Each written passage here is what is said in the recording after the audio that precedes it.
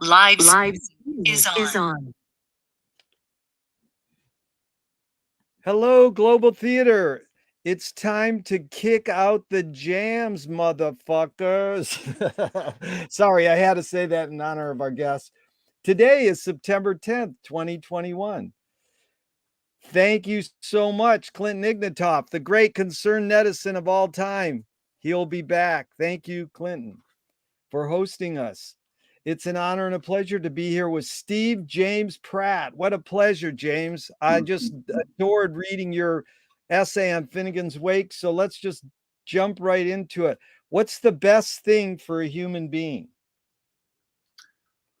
Maybe logic. Well, how do you describe what that means in just a sentence or two? What is magic? Wait, maybe logic. What is that? I would say it's an attempt to communicate in nuanced, a nuanced fashion, attempting a language of probabilities. So it's kind of like how to navigate the ambiguity of the signals that we receive.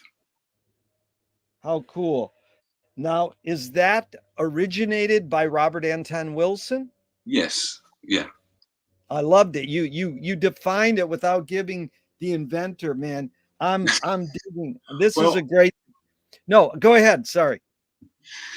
Yeah, I mean, maybe John von Neumann has something to do with it also, and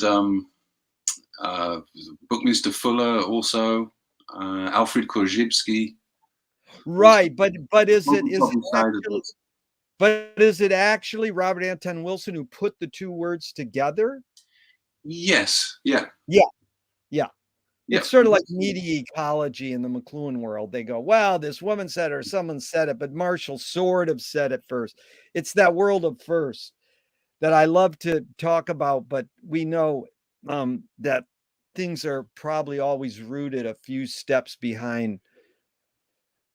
What's your favorite form of information? Do you rather be called Steve or Steven?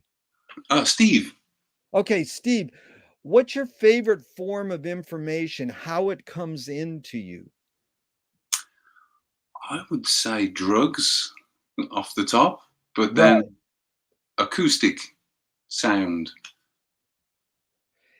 And do you think those are amazing? I've never had either of them. No, I've had drugs. Yeah. You know Carolyn Casey? Oh, yeah. Oh, yeah. She had something similar to. So why do humans collect or gather information?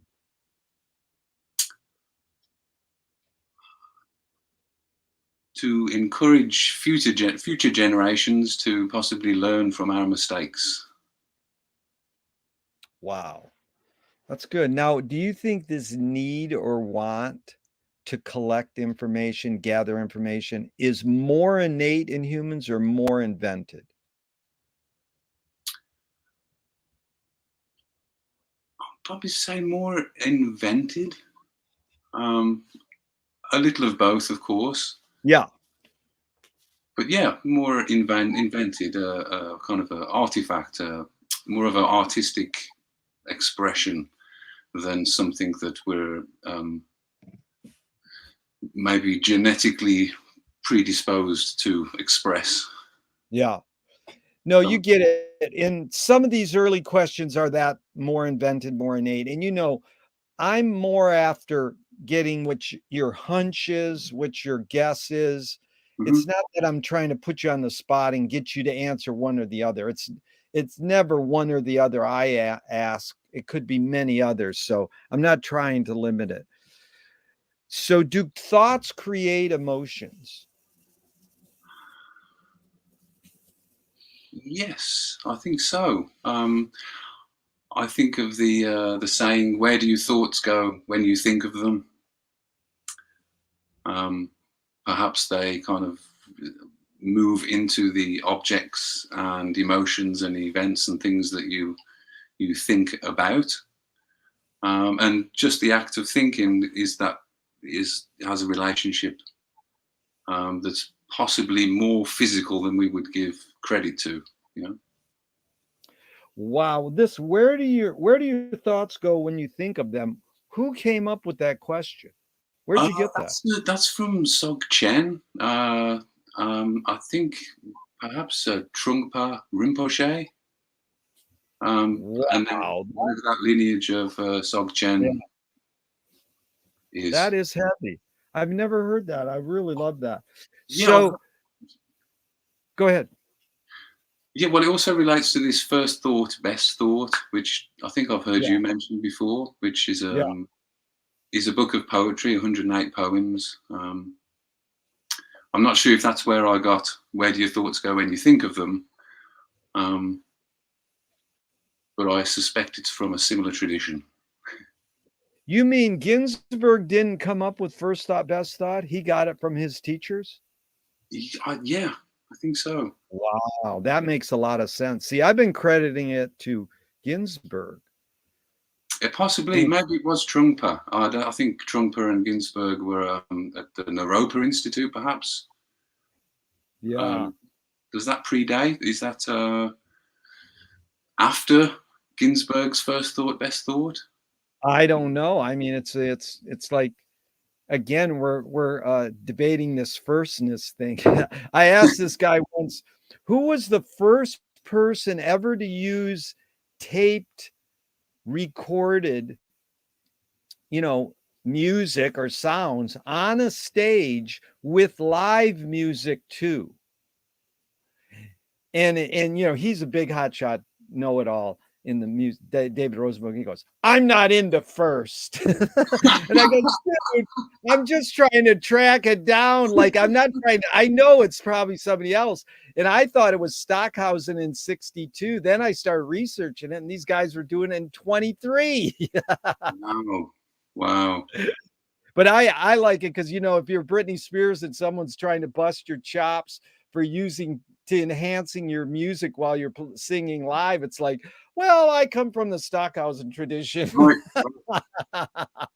Yeah, but I've been thinking about John Cage. He did some experiments with phonographs, I believe, back in 1939. Yeah. And I'm a DJ. I'm interested in turntablism and scratching and juggling and all this stuff. And in my science fiction mind, I think, wow, maybe as far back as 1939, if people would, have these techniques that are not impossible to turn a switch on and off and to move the record with your hand, they could potentially have developed scratching in the 1940s. Dude, you nailed it because you're a Wakian. 39. You just picked that year out of random. That's like Joyce invented scratching. Cage manifested it, and then it gets credited basically to Christian Marclay. Mm-hmm. Doesn't it? He's sort of the one. Before the black dudes were doing it in New York City, it was like this rich art kid from Switzerland was doing it. Yeah, and then you've got The Wizard of Oz. That was also 1939, I think. Oh, God, it's endless on 39. Okay, so let's stay on line here. This is good. Is thinking more innate or more invented? More innate to me, yeah. I suspect. That's fine. Let's just keep going because, see, you can fill things in as we go along. You'll see a lot of things will return. But if you want to, like, interrupt me interrupting you, fine. Don't worry. Okay. Fill in the blank, Steve. I don't know what I think until I fart. F-A-R-T? Yeah. Well, which I learned today is speed in Norwegian. Is it really? You mean the word means speed? Fart. Speed in Norwegian. That is great. Timothy, I was really impressed. You listed Frank Zappa in your big Wake essay. And Frank Zappa's first job scoring a movie was with Timothy Carey. It's called The World's Greatest Sinner. Timothy Carey was a fart freak because Salvador Dali talked about the farts in his book. And Tim was obsessed with Dolly. And if you read, and then Tim ends up in Marlon Brando's film, One-Eyed Jacks. And if you read Marlon Brando's book, he talks about his obsession with farting. And it's all because Tim turned him on to a fart freak, which is basically meaning, liberate this oppression of your bodily functions. I mean, if you got a fart, just let it rip. But no, in normal society, it's like, no, you can't do that. That's it. The wind is part of the process. The rain is part of the process. You got it. That you have ESP because Tim's line was, "Live long, live healthier, let thy arse make wind." And he's at a audition to get a role in a film. He was in films with Kubrick, Cassavetes, Elia Kazan. He's an amazing guy, Timothy Carey. And the woman next to him goes, "Excuse me, do you mind if I smoke?" And he looks at her and he goes, "Do you mind if I fart?"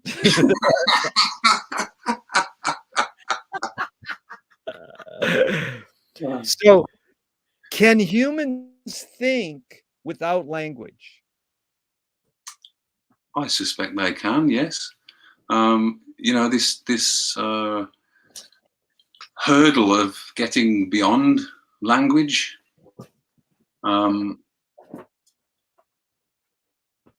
would perhaps result in this kind of thinking, but thinking beyond language. I mean, it depends how we define language is. This is something that I kind of approached in my essay, the Wake Box essay, which, beatboxing, the art of beatboxing, it's not a language per se or as yet, but it seems like people are working on it. And, it needs a grammar, a syntax, a semantic structure also. But then the same question, is music a language, which is what Leonard Bernstein proposed in his Unanswered Question series. And I optimistically think that, music is a language. This was something that when I was much younger, I was kind of obsessed with, music is a language. And I suppose a lot of musicians and listeners to music also can think that way, but more specifically, you have to have these rules for it to then function as a language. But perhaps thinking itself is, more akin to film. Is a film language? Yeah, you're answering questions with questions. You win, man, Steve. That's what this series is. That's what this series is all about. We're going to go into music, but I want to hijack this question from the future to the nowness. What's more fundamental, music or language? Music. Yeah. Okay, there's no right or wrong answers to any of these questions, but that one you got right. There was an article I read recently, I think from Forbes magazine, where some experimental researchers were playing music, and I don't know exactly what music, underwater to coral, and it was stimulating the coral to regrow. Oh my God, that is amazing. So I was like, if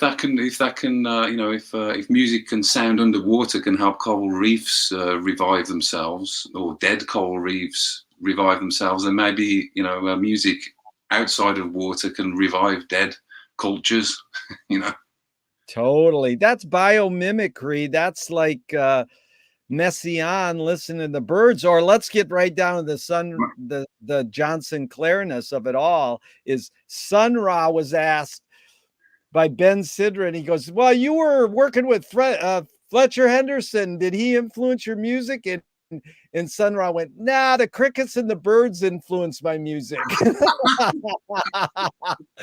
Same with Eric Dolphy. He said, "Dude, I'm influenced by the crickets in South Central LA. I'd go out in the streets and listen to the crickets.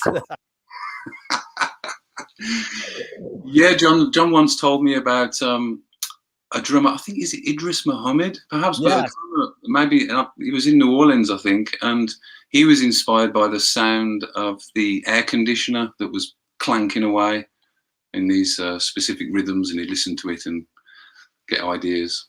And also listen to a tap dripping is a great way for totally. a drummer to find new, or any musician. Captain Beefheart wrote a song from the windshield wiper sound. Yeah. So another question to finish up on thinking for a second is Noam Chomsky says that language is not just words. It's culture, it's tradition, a unification of community, a whole history that creates what community is. Steve, how do you cope when language doesn't work, when it breaks down?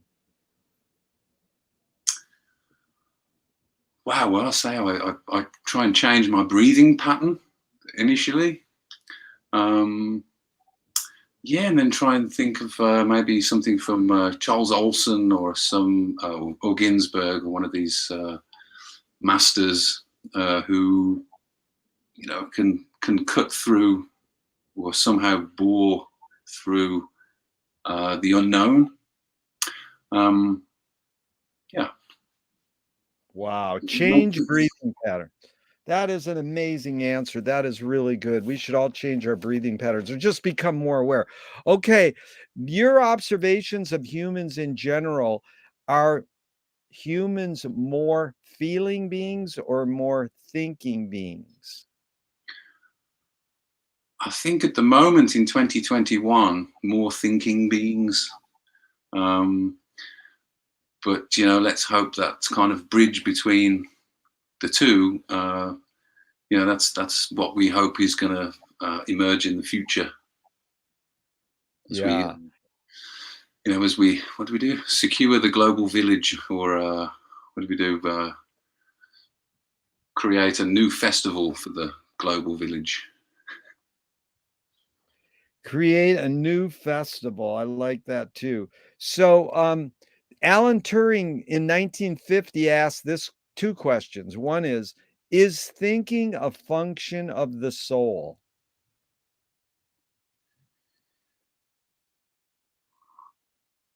The soul of is it Christopher Marlowe? No, but I'm trying to think of the guy who died, his childhood friend. I think his name was Christopher. And he passed away when he was very young. And as far as I believe, Turing was driven to a lot of his ideas through the will to kind of bring his childhood friend back. So if you imagine if the soul in that equation is related to a human being, and perhaps one who's not with us, a discarnate human being, then thinking is the way to make that so. Bring that into being, bring the soul into being through thinking.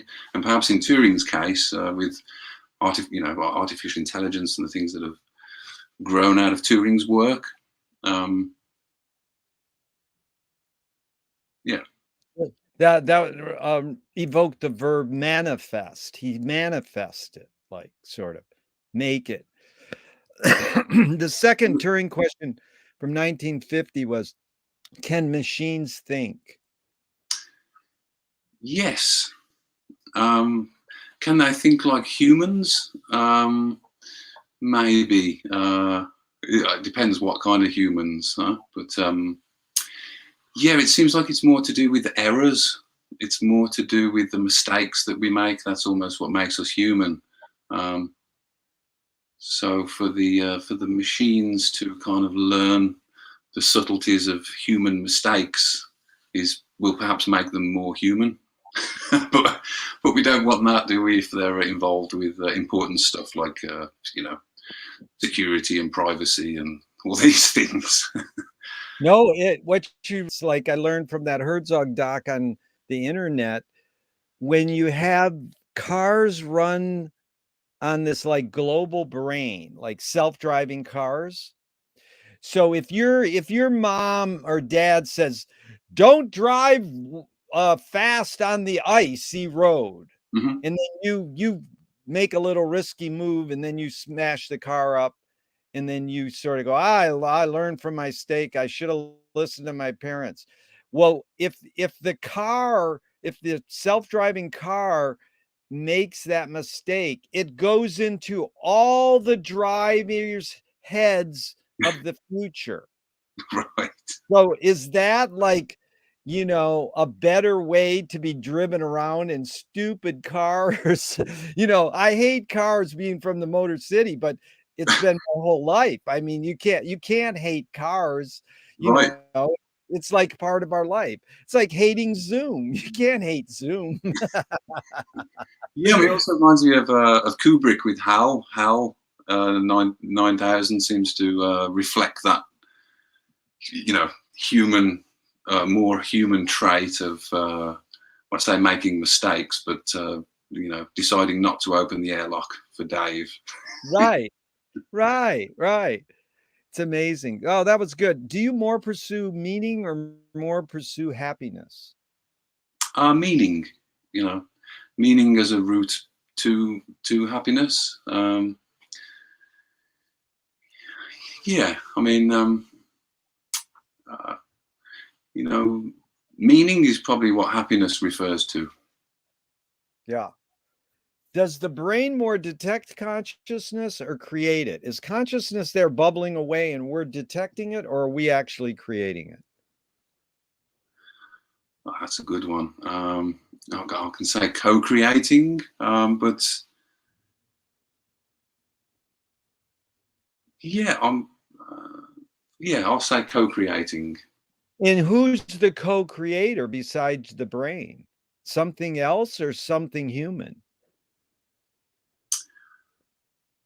Yeah, that would be the conditions on a planet such as ours. So that's our kind of domesticated primate uh, mind, body, nervous system, and then which you could probably see or look at as the hardware, and then the software, which is kind of our thinking material and language and yeah, thoughts.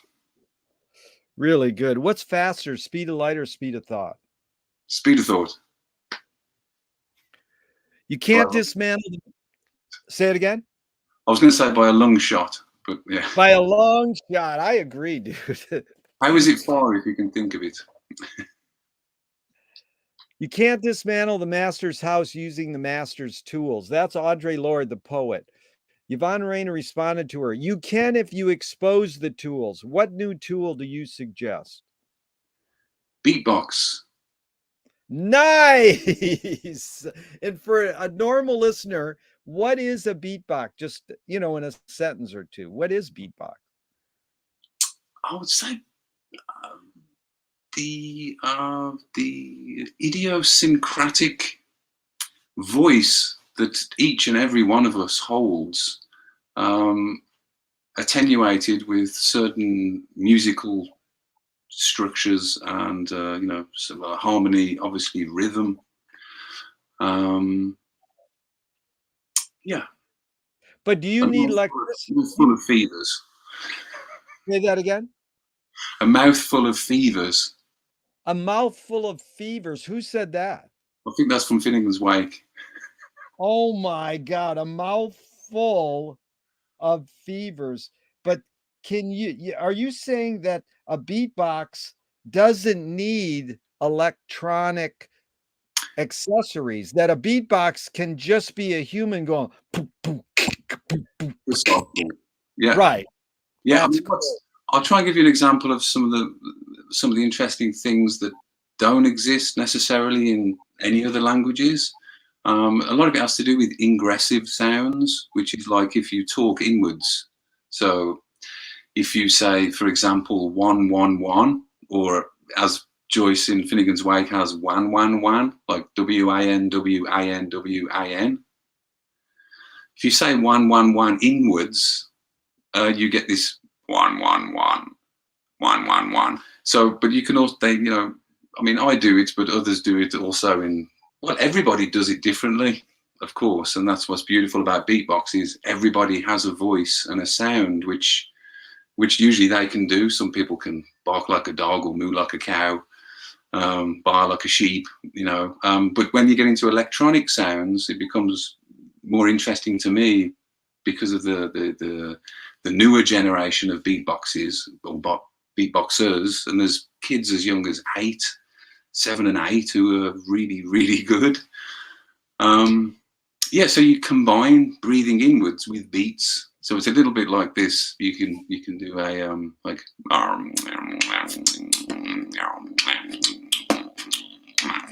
So you're breathing in, but you're also doing that and the hi-hat and a kind of snare and this inward sound at the same time. So there's all these mechanisms and ways of making sounds, some of them which have never been documented before in any language. And these are the things that need more research. So I'd say anybody who's watching this, who's interested in beatbox, if you check out my essay and some of the footnotes and resources, you'll see that the studies that are asking for further studies, like a Finnegan's Wake reading group would be absolutely fantastic, because I see Finnegan's Wake as a Pandora's box of beatbox futurist manifestos or mama festas.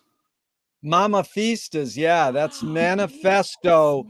What the mother and the feast. Now, this was amazing because this is why Frank Zappa was turned on to the Tuva Throat Singers by Richard Feynman. And the Tuva Throat Singers are, they were beatboxes. It's sort of interesting to try to figure out when humans invented the beatbox, because we don't have cave music. We have cave art, but we can find cave instruments, but there's no recordings of cave music. So they could have been doing beatboxing. They probably were, That's brilliant. I didn't think of that. Yeah, that's brilliant in there. Yeah. In their cave. And of course, now everyone's in their kind of, just coming out of their COVID caves. This is really inspiring. It was during the lockdown that I revisited beatbox, but trying to teach myself some of the newer techniques, and that kind of kept me sane during the lockdown, because I could walk around and beatbox, when there was nowhere else to go.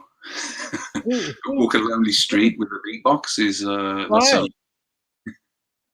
Steve, who invented the words beatbox? Do you know? I don't know. I'm not sure.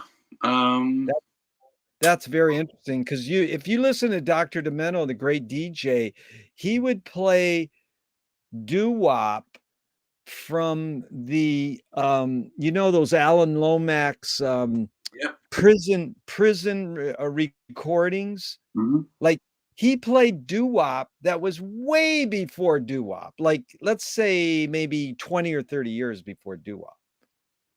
So, and it really sounds like doo-wop. But again, it's this first thing. I'm not trying to nail anyone to saying this is the first. It's like when Lester Bangs started calling it punk rock, because he put the words to it, together, punk rock. But, Brando was saying, punk in the movie, the motorcycle movies, in which Tim Curry is in too. So what do you worry about when you go to bed at night? The spider up on the corner of my ceiling, if it's going to come down and crawl all over me in the night. but he's still up there right now, so I don't know if you can see him on the camera. He's been there for a couple of weeks, but I'm not putting him out, but I do worry. You're a pretty kind human to do that, man. I don't like when they bite me. So Marshall McLuhan, who I also was very impressed, you mentioned in your Wake article, he learned from Ezra Pound, the poet, that artists are the antenna of the race. They're broadcasting and detecting the hidden psychic effects of our inventions so that we can learn how to cope with what we don't like about them. So McLuhan's one of his main pursuits was, why do we ignore the hidden psychic effects of our inventions, even though we can turn to the artists, the musicians, the DJs to reveal them to us? How would you answer that question? If there was a singular reason, I'd say the advertisers. The advertisers are why we often ignore this. Well, yeah, this antenna, which kind of everybody's got, but not that many people are brave enough to announce. I think of Ginsberg's line from what's that early defense radar system, and all I see is bombs, or something like that. But yeah, what a great quote. I mean, that's the artist as antenna of the race is, antenna of the culture. That's spot on. It's spot on. I agree. I think, boy, Ginsberg saying early defense radar, that's McLuhan called it DEW, distant early warning. That distant early warning system. Yeah, radar. So, are you more afraid of new ideas or more afraid of old ideas? I think old ideas, especially the theological ones. Maybe there's older ideas that weren't codified so well, but there seems to have been a moment where, knowledge was kind of gathered together. Perhaps you could say the Roman Greco period. And some of those ideas kind of scare me, in their basic group think, putting all of humanity into this kind of single category, and monotheism scares me. Yeah. Steve, can you please conjure up your earliest memory ever, or one of them? Wow. I remember I used to be on reins as a child, which are like little. It's like a lead that you'd put a dog on. Yeah. So I remember being on these reins very early on. Maybe that was, I don't know, I was like 4 or something, 5. Another early memory was drawing with a blue crayon on the stone fireplace, which my parents were not impressed with at all. But I'd drawn a big line, and because it was crayon and it went into the stone, it was there for about 8 years. I love it. Do you think memory is more a curse or more a blessing? I think more a blessing. Yeah. But of course, it's like this conundrum with consciousness that we actually, it's the erasure. We have to erase a large percentage of our experience or sensory input. Otherwise, we would have total overload. So I trust that the things that get erased and the things that kept are, good for me and good for others. Right, and it's hard. Remembrance. Joyce has because I'm in Amsterdam. Of course, you got Rembrandt, but when I saw Remembrance, I was like, that's brilliant. You mean Joyce blended remembering and Rembrandt together? Yeah. Remembrance. So I won't forget that. It's really well put. Thank you for 25 years reading The Wake, and that one slipped right by. So thank God you got good memory, dude. Oh, and there's Mummeries of Resurrection, which is back to the mummies. The whole. Well, it reminds me of William Burroughs as well, who had that line. So I was going to do his voice then, but someone's fucking with my mummy, and about the Egyptologists digging up Tutankhamun and all these other gods and kind of disturbing their sleeping place so they can go and throw them in a museum. Yeah, that's Captain Beefheart too. He says, when I see mummy, I feel like a mummy. Yeah. I feel When like I see mummy, I feel like a mummy. Oh, that's great. Yeah, one of my favorites. yeah. So, Steve, tell me an early role model within your immediate family, please. Like someone who had an impact on you, and what specifically was that impact? Just briefly. That's true. I was saying my mother. And I think it was this very feminine quality, if you like, of just compassion and love, even when you do something wrong or naughty, and then the next day your mum still loves you, gives you a hug and makes you breakfast.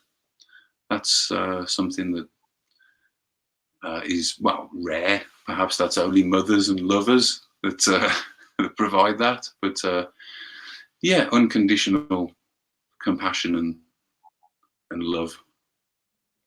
Pretty dang touching there, dude. Thank you. And then outside your immediate family, same question. Someone who made an impact on you, was sort of a role model, and what specifically was that impact?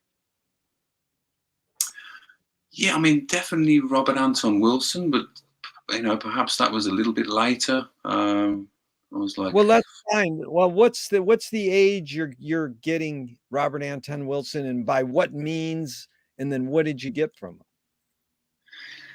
yeah, I think I was around about 17, 18.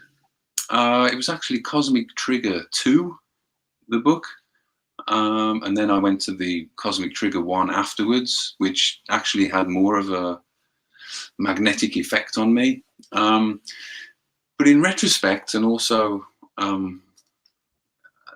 part of the kind of modern conundrum is, for me, is, I say reaching the youth, but obviously conspiracy today, misinformation, disinformation, and information. These are some of the most important and critical questions we have facing us. And for me, when I first read Robert Anton Wilson and discovered that he also tripped and he smoked weed and he was this kind of like intellectual rebel, but he didn't make spelling mistakes and he wrote very well. I was like, wow, who is this guy? Because I was kind of still sucked into the stereotype that stoners are lethargic and dumb and all these kind of stereotypes, and I didn't have any role models in my immediate area to kind of pull me out of that. So thankfully Wilson and also McKenna and Leary, these people really gave me a boost and made me feel comfortable with myself and whatever it was I was doing at the time. But Steve, that was really articulate. I appreciate how articulate you are. And when you find Robert Anton Wilson and then McKenna or Leary, who was the first of those sort of modern thinkers that had that big impact on you and turned you around? But what were you reading that got you to there? Were you like reading Kerouac and he said something, or were you reading sci-fi or comic books? How did you get to that point? What's your pre-setup? That's a good question. Actually, it was a book called Fingerprints of the Gods by Graham Hancock, who it's kind of fallen out of favor with in more recent times. I mean, I don't think he's a bad guy necessarily, but a little bit like, kind of Van Daniken. It's very exciting at first, and then you dig a little deeper and you see it's a little more kind of pseudo scholarly than other people in the field, etc. So this book, Fingerprints of the Gods, which proposed that the Giza Necropolis was constructed in 10,500 BC, which is, you know, quite a few years out of what the traditional archaeologists suggested. And, you know, it puts forward all these, you know, the water erosion and all these other theorems. And I was quite excited by this idea that there was this alternative, you know, well, alternative facts, as you could say. And that got me on this, or in this mode of, trying to find mysteries and a little occultism, esotericism. That kind of sent me down this path. But pretty soon, well, thankfully, someone gave me the Robert Anton Wilson book, and that really, I say, set me straight. But I was like, wow, this is the bar of this is the bar of this stuff. You know, it's like it could be true, meaningless, false, and indeterminate simultaneously. You know. Yeah, I like your word, set me straight. It didn't set you straight. It set you in a spiral up and down and curly Q and beatboxing the world. Did you ever read Morning of the Magicians? No, I'm familiar with the work, but no. Yeah, anyways, because I'm curious if that's more like Fingerprints of the Gods or more like Robert Anton Wilson. Someday down the line, let me know what you think, because that Zappa was infected by Morning of the Magicians. So did your parents raise you a particular religion? No. I kind of, well, atheism is not a religion, but I was kind of brought up atheist, you know, but very, I mean, my schooling, of course, we, you know, were saying the Lord's Prayer and singing hymns daily, but that didn't feel like religion. It was just school. But in retrospect, it probably was a bit of religious indoctrination. Steve, do you pray? In my own way, but only through, you know, I mean, Finnegan's Wake for me is the book of prayer, my book of prayer. So I pray through that at least twice a week, Wednesdays, 4 o'clock. Nice. If God does exist, what do you want God to say to you after you die?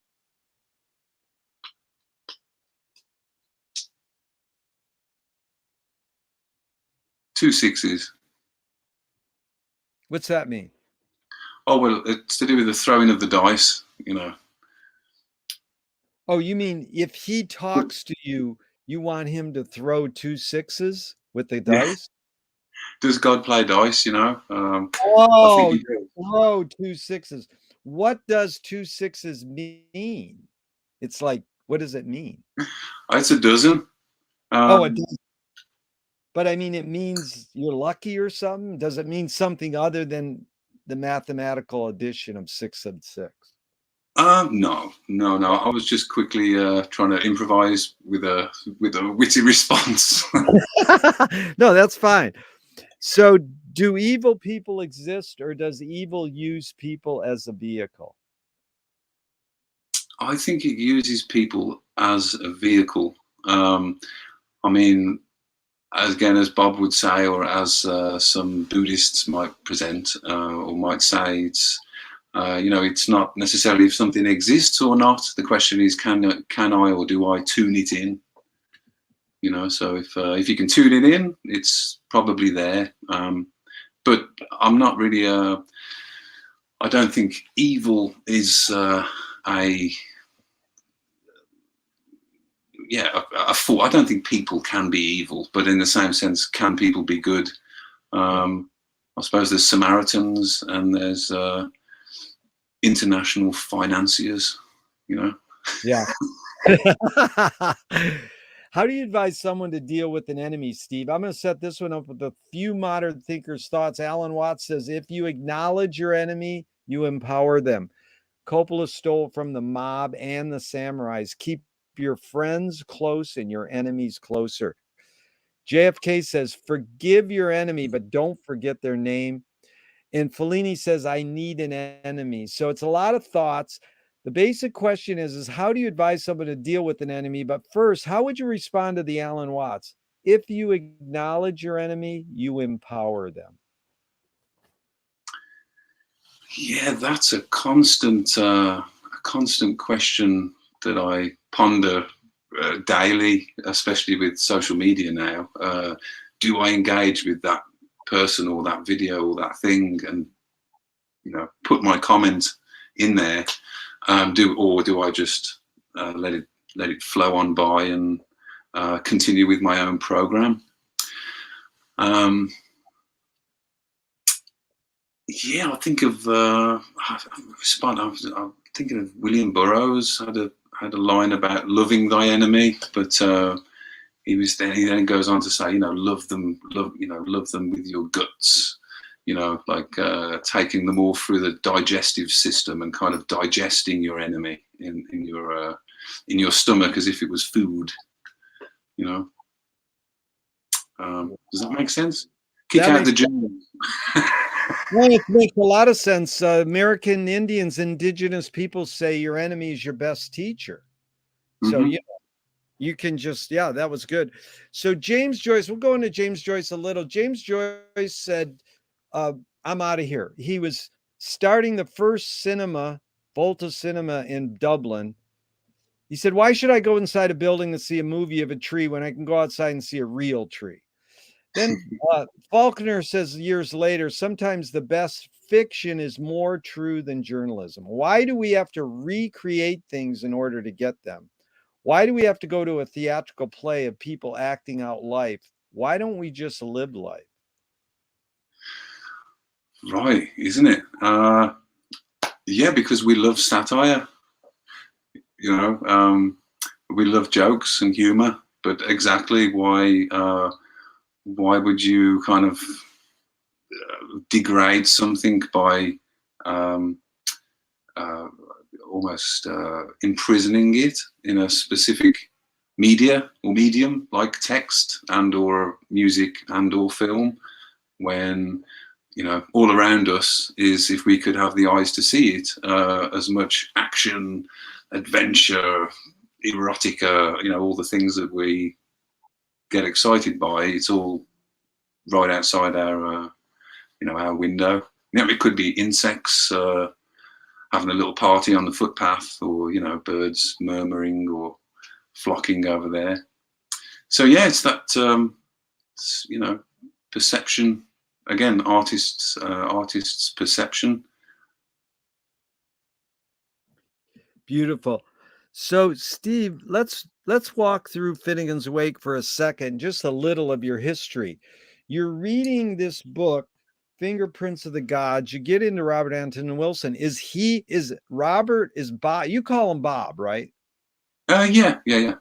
Okay, is Bob your path to the wake? Or like, were you reading, did you grow up a reader? Were you reading comic book, science fiction? No, man, I was.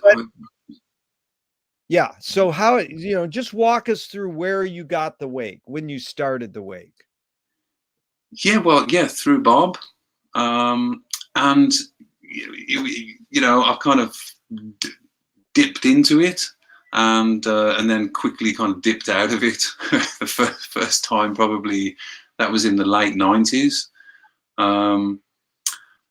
and I think it was it was the essays in his book Coincidence, which has become probably my favorite work of Robert Anton Wilson, where I was just confronted with this barrage of ideas, and then I was like, well, I've got to go into the wake. I've got to access the mother lode.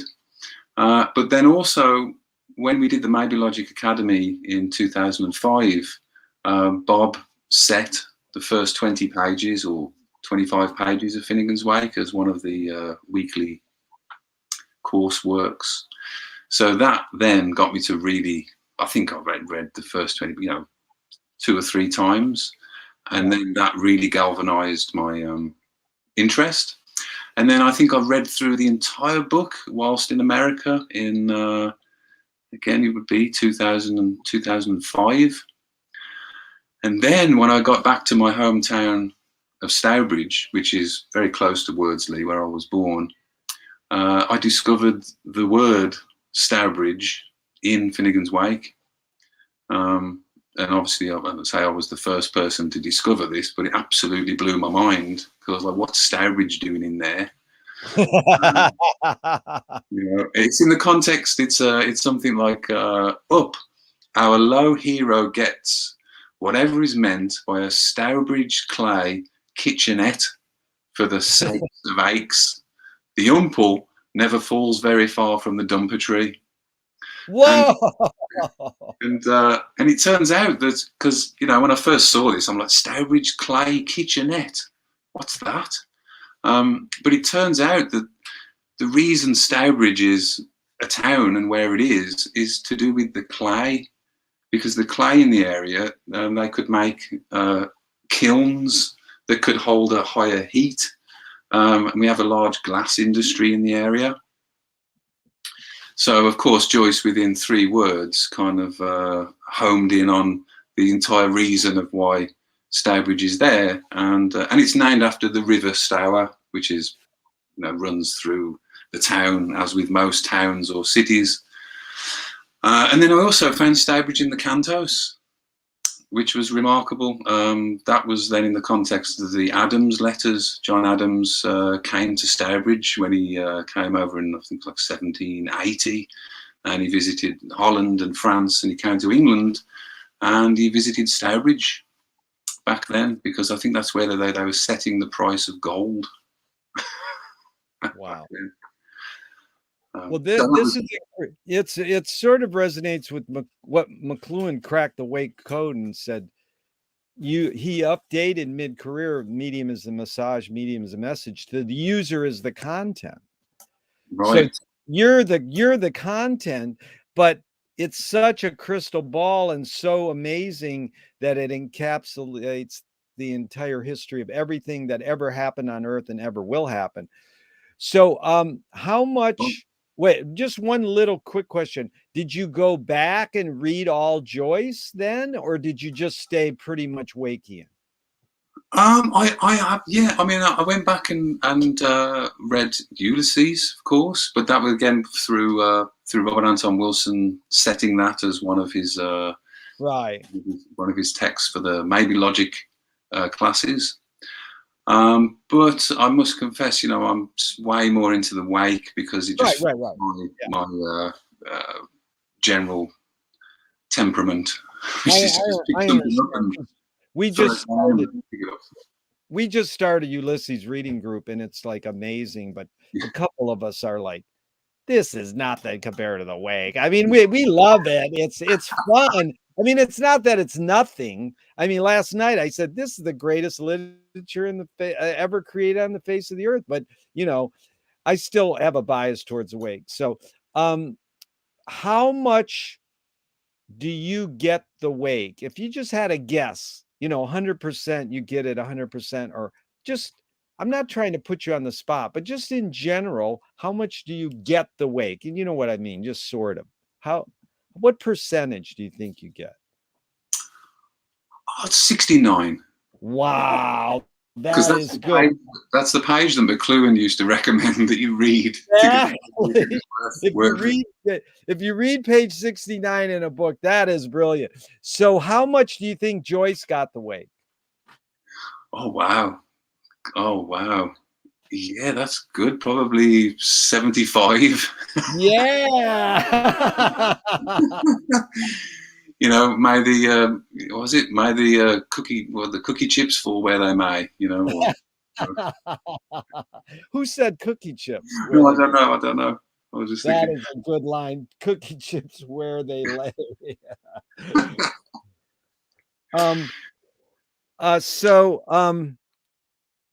A screenwriter. Oh no! What first attracted you to 3 main things? Let's just you're a hyphenated, they call it in the hipster language now. You're many things, Steve, and let's just stay on 3 of them for now: writing, drumming, and DJing. I mean, that's pretty much your 3 kind of top.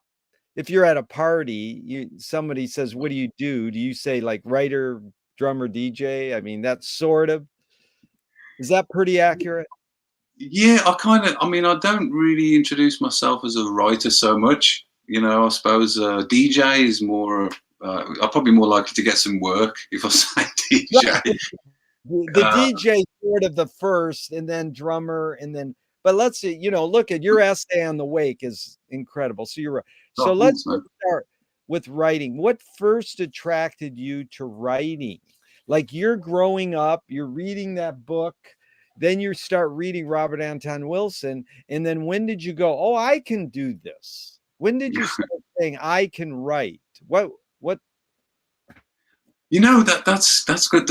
I had an experience in New Orleans where I, well, this is quite a long story, but when I first went to America, I went to see Robert Anton Wilson at the Prophets Conference that was being held in New Mexico during my birthday. Oh, it was the 14th to the 16th of April, 2000. So I got some funds together. I got a little bit of help actually from Brian Travis, rest in peace, who passed away just 3 weeks ago, and he's a saxophone player and composer for UB40. So I was at their studio, Depp International in Birmingham, and I explained to him that I had this idea to go see Robert Anton Wilson to try and record him and use some of his recordings in a DJ production track, you know. So he helped me with a couple of €100 towards the ticket. So anyway, I fly out to New York, I take the Greyhound to New Mexico, and I get to the conference, and I turn up on the day that Robert Anton Wilson's supposed to be doing his presentation, and Cody Johnson gets onto the stage, comes up and says, "We've got some really bad news. Bob's had a stroke," because it was shortly after his wife Arlen had passed away. So, you know, Robert Anton Wilson's had a stroke and he's not making it. So I travelled, you know, how many thousand miles to come see him. But it also turns out that at that conference, there were two guys from New Orleans who also had birthdays on exactly the same day. We all were born on the 15th of April, different years. And we were all, you know, Robert Anton Wilson fans to the point where we travelled to come see him. Anyway, jump forward 3 years, and I was in New Orleans, and I looked up these friends in New Orleans. And anyway, we got together at Molly's by the market, started drinking some Guinness, shooting the shit, and then we went out to go sit on the banks of the Mississippi. And there was a storm, and there was bollards, and they wouldn't let you next to the river. So I had the bright idea, why don't we climb this telecom tower? Which was a really bad idea, but we were drunk and we had a few spliffs. So we did. We, three of us, climbed up this fucking electric pylon right to the top, and we got to the top, and we felt like, you know, we were kings of the world, and we were, you know, quoting and having fun. And we come down to the bottom, and there's the police and the security waiting for us. It turns out this telegraph pole was actually in the French Market security car park, so we trespassed into the security area and climbed the pylon. So anyway, we ended up in OPP, Orleans Parish Prison, for just 24 hours. And that experience for me, I came out the other side of that, and I went straight to the bookshop and bought Said the Shotgun to the Head, which is a book of poetry by Saul Williams. And I read that book, and that really gave me the energy, and anyway, that really inspired me to write. You know, that gave me the inspiration to like what you said, that like say I can do it. You know, I can do it. That was a beautiful story. It was so well put. It was very visual. But then, how did you get into being a drummer? Was that pre that? I drummed at school. Yeah, I had a school band when I was like 14, 15. But who are you hearing? Who are you hearing, or what music are you hearing that made you want to be a drummer?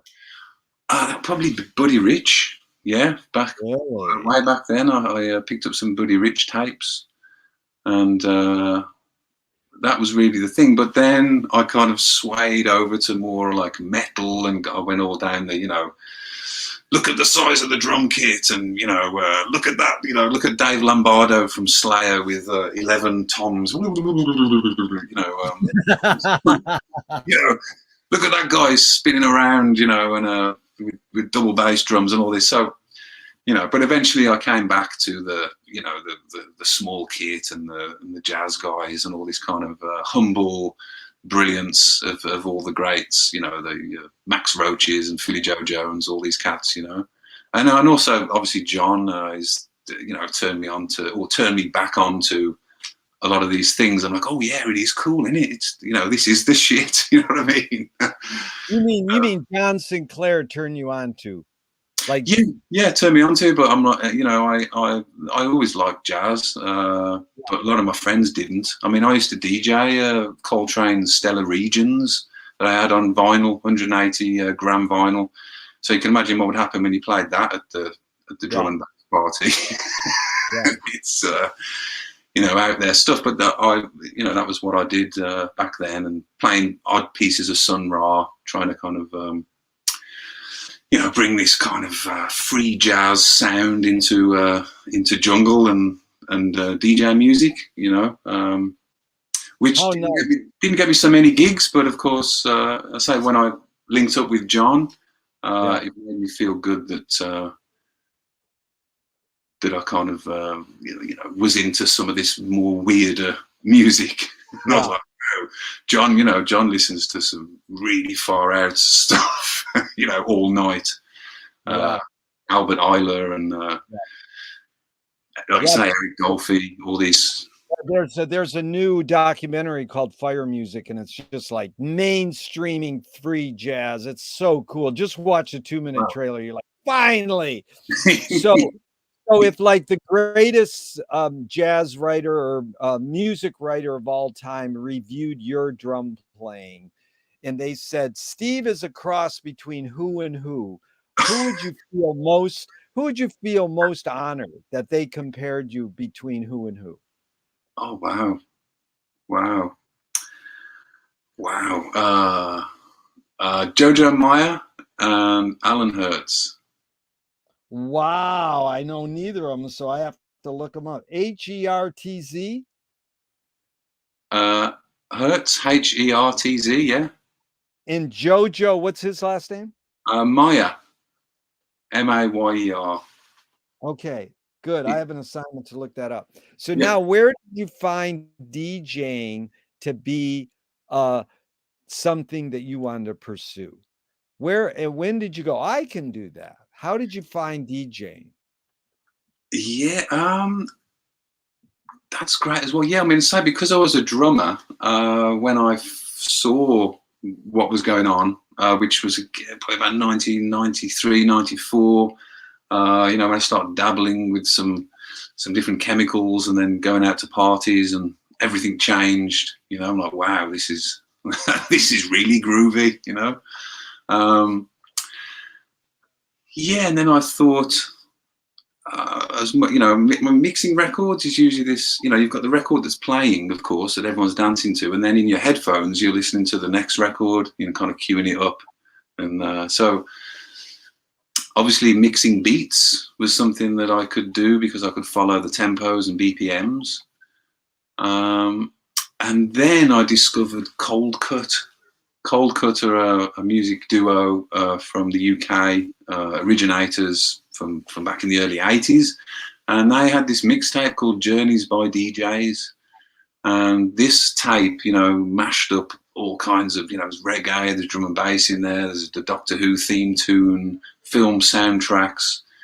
And then I started to think, wow, this is what I want to do. It's and it's kind of more chill out. It's like the back room at the club kind of vibes, where you can play a Miles Davis funk track and then mix into some newer beats. So that really suited my my temperament. The scratching is way more difficult, and that's taken a lot more time to perfect. Yeah. No, you covered the three. Steve, you covered the three really well. Let's move on. A screenwriting teacher told me great art, great film, great music is when you can clearly see the intention of the maker. Kubrick says the opposite. Great art is when you clearly not see the intention of the maker. What role does intention play in your creative process, whether you're writing, drumming, or DJing? Wow, intention. Yeah, I think I'm more like make plans and then break those plans. Yeah. The intention is to try and get into the present. That's my intention, to improvise and try and make it new every time. Which is kind of easier with drumming and writing, and more difficult with records because you're using pre-recorded materials. And I think, was it Pound who said, you either give credit outright, you make it explicit what you've borrowed, or the maker, you make that explicit, or you hide it very well so that it's Yeah. No, that's good. That's McLuhan said, carefully make plans, then do the opposite. right. Right. That's a risk taking. That's courage. What does courage mean to you now? Yeah, speaking truth to power, of course, but that's a bit cliche. But yeah, courage to be yourself, but to also attempt to be others. Walk a mile in someone else's shoes, or 25 mile. Yeah. So McLuhan says everything we invent extends some humanness. Like clothing is an extension of our skin. Knife and fork extends our teeth. What does the drumstick extend for you? And then what does the writing utensil extend for you? What humanness, whether it's a keyboard or a pencil? Wow, that's good. I would say, antenna, as we were speaking of earlier, and also a wand. The drumstick for me is like the wand, Wow. and you can wave it around. Yeah. I like wand because you don't think of like a magic wand being humanness, but what is magic but something inside humans? We didn't make up magic. Somehow magic is probably in humans. And how do we get it out? Well, that leads perfect to T.S. Eliot said that poetry is outing your inner dialogue. What Mm. language is your inner dialogue in? Well, Finneganese, of course, but Dude, we are too much blood brothers. I was going, I want him. I was saying in my head, my magic wand was on pause, going, I hope he says Finneganese. Wait, you must have uh ESP detector, on your I've got ESP records very close to me over there. Oh, yeah, there you go. ESP records. That's pretty good. So what was the motive of the cave artist and the cave music and the cave dance? What was their motive? Just your hunch. Lunch. Lunch.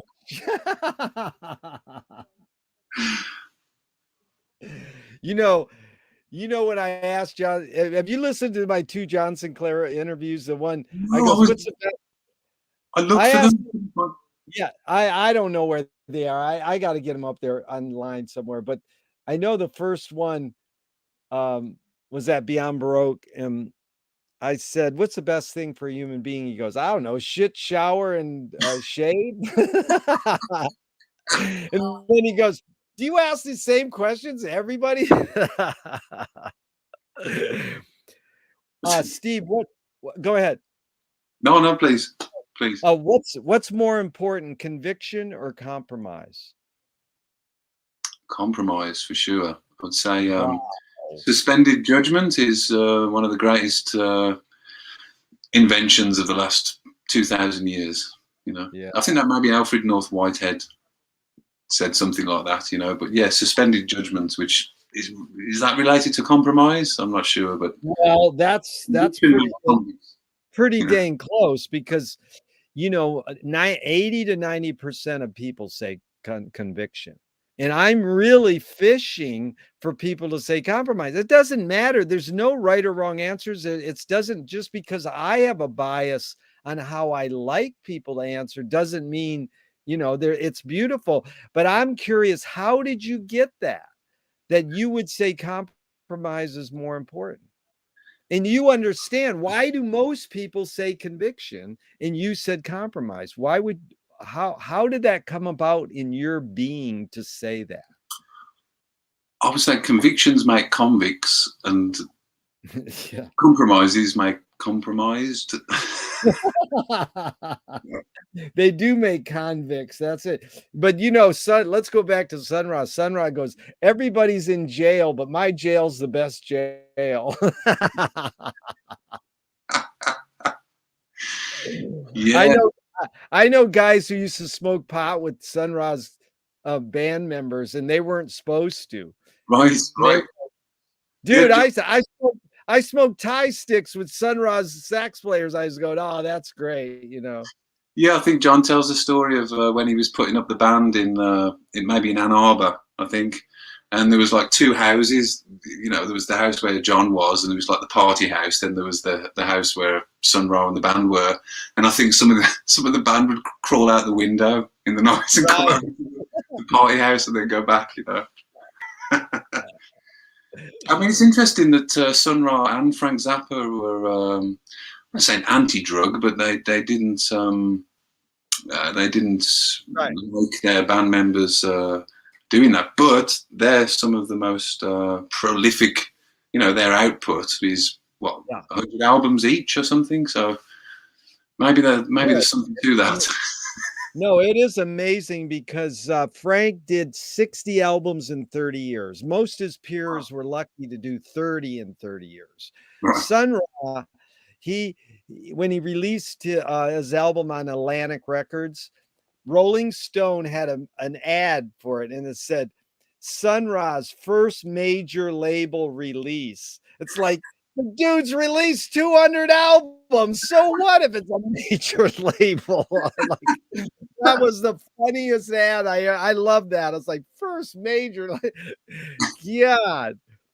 So Sun Ra definitely is like, he's the like all the things we're talking about, and Joyce and the literature and the drumming and the Sun Ra experience is the total. It's the totality of all these things. It's got the ritual. It's got this kind of global, Indian, African, Asian, all the European musics. I mean, Zappa also was in there with that, but it's like the Tale of the Tribe, as Finnegan's Wake as Tale of the Tribe, the Cantos as Tale of the Tribe, but musical analogies of that, I see Sun Ra, definitely Zappa.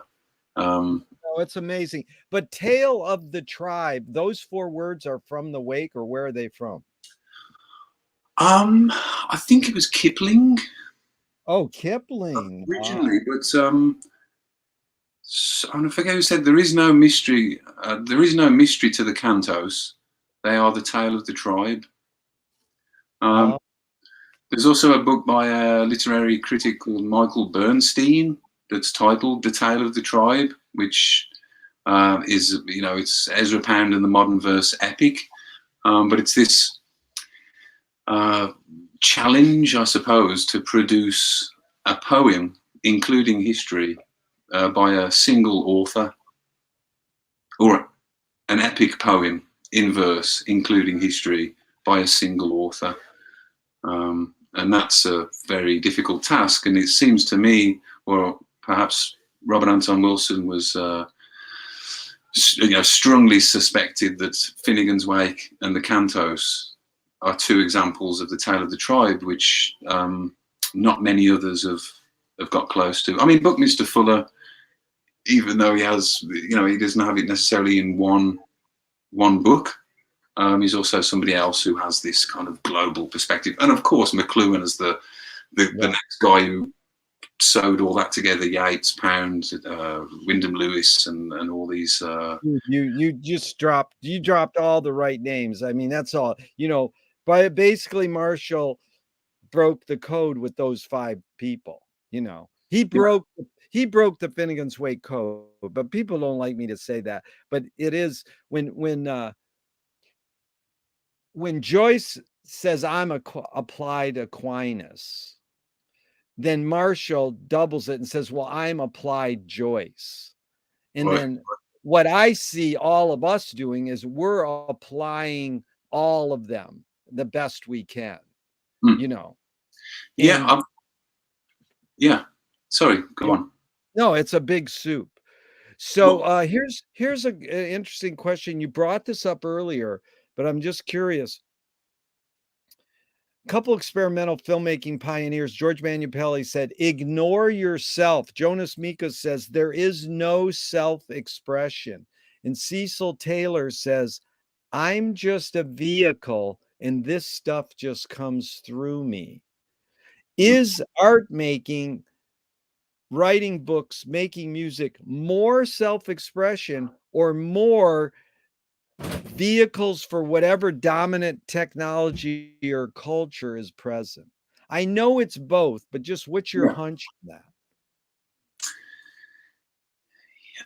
Yeah, I mean, I think it maybe that boils down a little bit to your theological thoughts, or what why you think, or what you think you are, because there's something very very noble and courageous about being a vehicle. This idea of kind of letting the spirit flow through you, with a kind of theological terminology. But of course, the artist is doing precisely the same thing, but with less rules and regulations, perhaps. Even though selfhood and the search for self is also a part of. That can also be a secular adventure. It doesn't necessarily have to be theistic. Yeah, Steve, no one's ever approached that like that. That is amazing, because you're talking about identity. So let me follow up with this question. Sort of the hidden question in that question is, can art making be egoless? Meaning music making, book writing, can it be egoless? Yes, and the example I would give would be the Buddhist Tanga painters who never sign their name, which is, I say I love graffiti, the history of graffiti, I suppose, as one of the elements of hip hop. But I've always found it interesting that, the people who are not necessarily signing their own name. Yeah. It's their own name, but instead they might paint a place, like it's like places, not faces, kind of. That always, or the Buddhist Tanga painters always inspired me that it wasn't for their recognition, but for the devotion to the mandala or whatever the artwork is. Yeah, that was really good. Again, I've never had that approach to this question, so that helps me a lot. Is perception reality?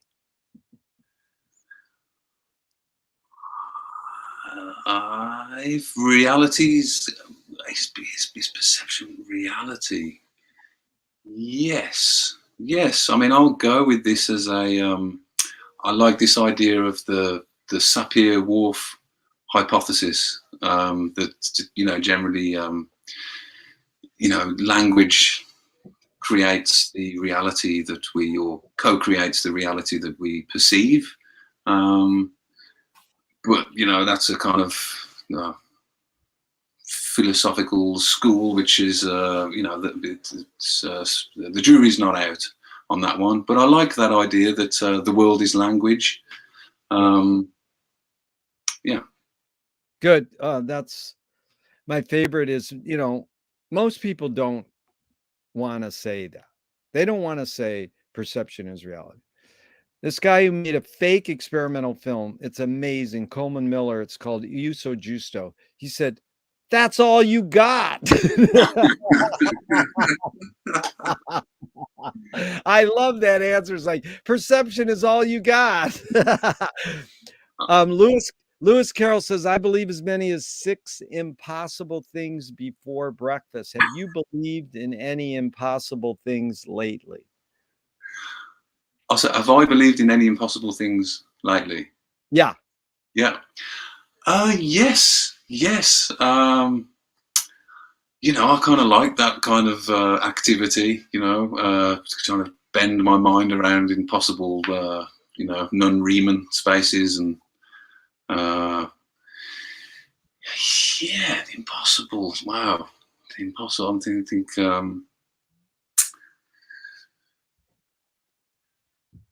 wow, yeah, getting my book published. There you go, a practical guy. Now, I have to give you the follow-up quote I just found, because you know, Sunrise just made the New Yorker a couple issues ago. It's like so good for the New Yorker to have Sunrise picture in a good short article. But the quote I pulled from it is amazing. Sunrise said, "The impossible attracts me because everything possible has been done and the world didn't change." Steve, tell me one major element of your creative output. You've done a lot that's changed in one major element that stayed the same.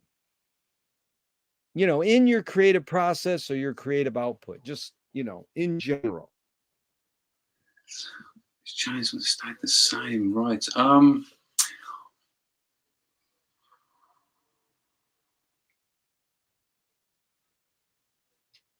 I would say the things that have changed.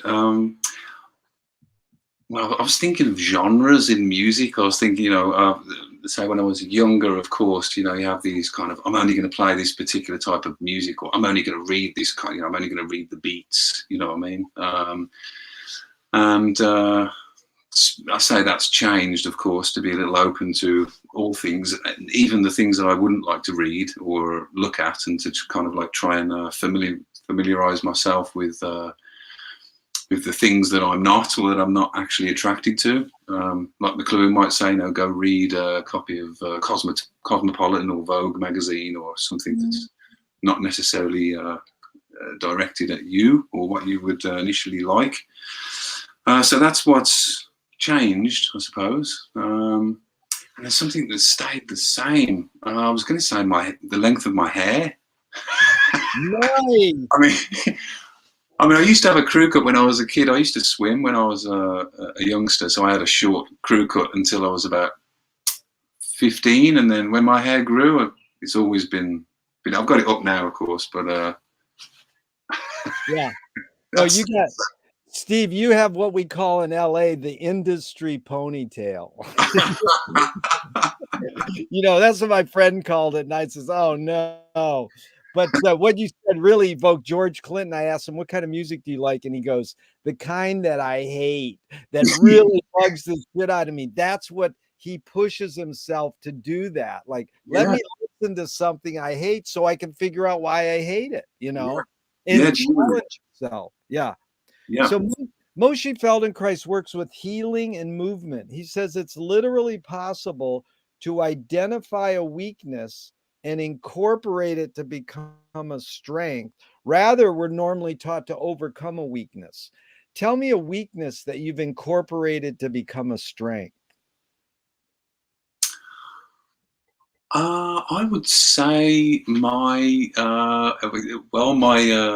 my squint. The reason I wear glasses, and it was through the book The Art of Seeing by Aldous Huxley, which is, I think it's maybe published in the 50s or maybe even earlier.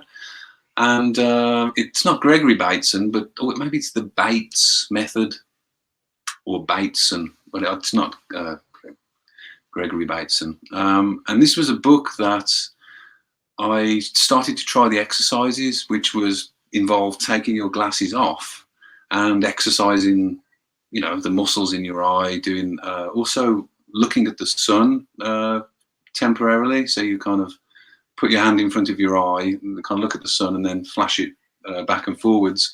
And then again, back to breathing, the idea that simple breathing can change your visual apparatus, you know. So I'd say turning that into a strength, but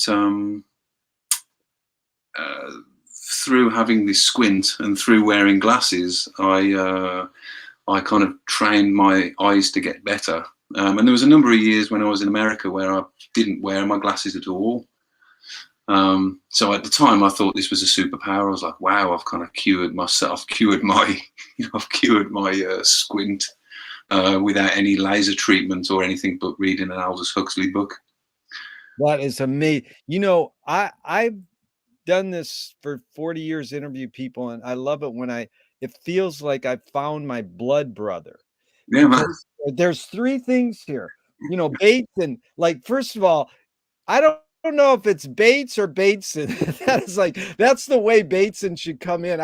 I saw this quote today. It says, what is sculpture? It's like when you're looking at a painting, it's what you bump into when you're backing up to see the person. So it's like, I don't know if it's Bates or Bateson. That's perfect. In my opinion, that's perfect. But taking your glasses off, I went to a eye doctor once because I was having headaches, and they go to the eye doctor, and I paid him $100 so he could tell me to go to the 99-cent store and buy reading glasses for 99 cents. So, I mean, we're lucky in Venice. We can go to the 99-cent store and buy glasses, but all day I do this. I don't want to wear glasses, but I probably could use glasses, but I don't. I sort of do it on and off, like you said. But the third one, look at the sun, is totally flipped. This is Salvador Dali calls it the Paranoia Critical, and it's like if you rub your eyes when they're shut, you see patterns or colors. And I'm at the boardwalk many years ago, and a deadhead had this little contraption, and it said like trip without LSD. And it was a shutter on eyeglasses. And you look at the sun, you close your eyes, and the sun shoots in through your eyelids, the vibration of the sun power. Wow, yeah. And it operated on your breath turning the shutter. You know, you could find it in hippie magazines way back, like trip without drugs, and buy this little headset with a nozzle that spin the shutter. Wow. It worked, dude. It worked. But your breath would cause it to stop because you couldn't keep breathing because you literally were like passing out. It was like a nitrous oxide buzz. It was like boom. Right. You were tripping because you couldn't hyperventilate that long. Then about a year or two later, another one of these deadheads was selling one battery powered.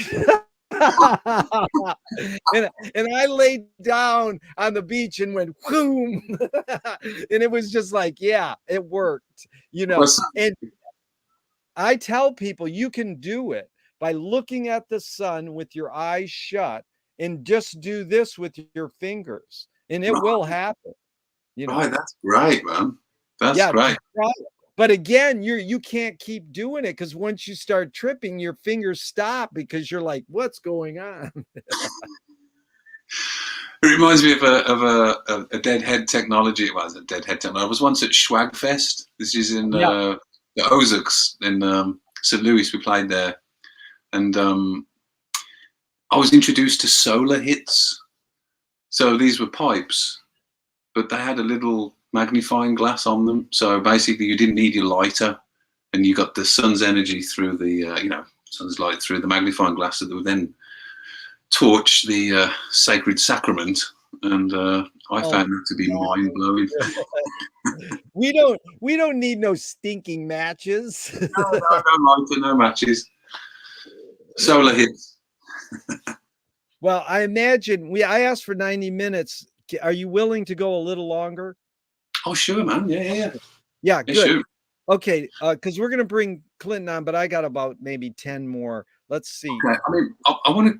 Can I go back and explain a little something about this Tale of the Tribe? Because Sure. Tribe is also it's also the unfinished or unpublished book of Robert Anton Wilson, and his version of the Tale of the Tribe or interpretation of it includes 12, 13 characters, and it starts with Giordano Bruno, then goes on to Giambattista Vico, then we have Friedrich Nietzsche, we have Ernesto Fenollosa, Pound, Yeats, Joyce, Buckminster Fuller, Alfred Krzyzewski, Claude Shannon and Norbert Wiener, McLuhan and Orson Welles.